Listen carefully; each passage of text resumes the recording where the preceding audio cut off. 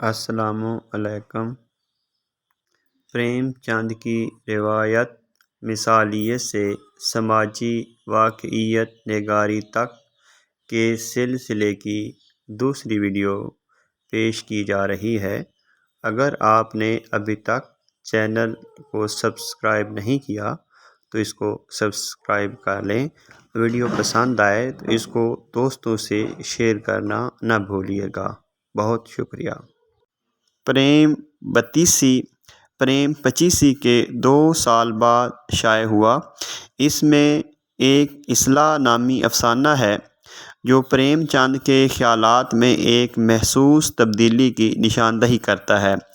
اس میں سوشلزم کو نہایت مثالی انداز میں ایک باغ میں نافذ ہوتے دکھایا گیا ہے، اور شعلۂ حسن میں پریم چند نے ماورائی عناصر کے ساتھ سماجی نقوش کو بڑے واضح انداز میں بیان کیا ہے۔ اس کے علاوہ ایمان کا فیصلہ اور پنچایت بھی پریم چند کے افسانے ہیں جو کہ پریم پتیسی میں شامل ہیں۔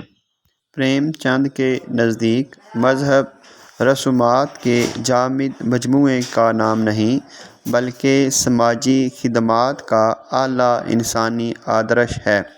پریم چند عورت کو شکتی اور تپسیا تصور کرتے تھے۔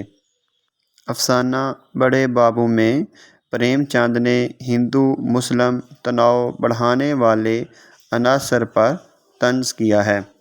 پریم چند 15 فروری 1921 کو ملازمت سے مستعفی ہوئے۔ پریم چند نے عفو اور نزول برق کی بنیاد تاریخی حقائق پر رکھی ہے۔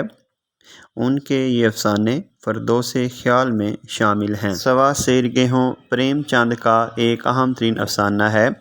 اس میں مہاجن کی صورت میں اس عکاس بیل کی کہانی بیان کی ہے جو کسان کے شجر حیات کو چاٹ کر اور بھی شاداب ہو جاتی ہے۔